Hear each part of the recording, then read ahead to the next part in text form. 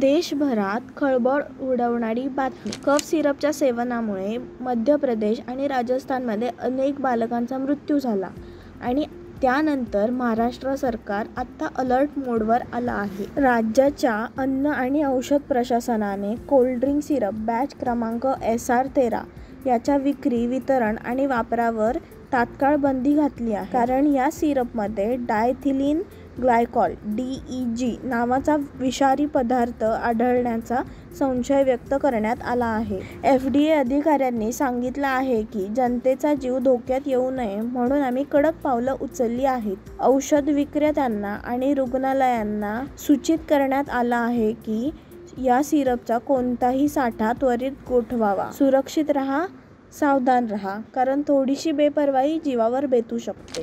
आणि अशा अधिक माहितीसाठी फक्त मिनिटभरला नक्की फॉलो करा.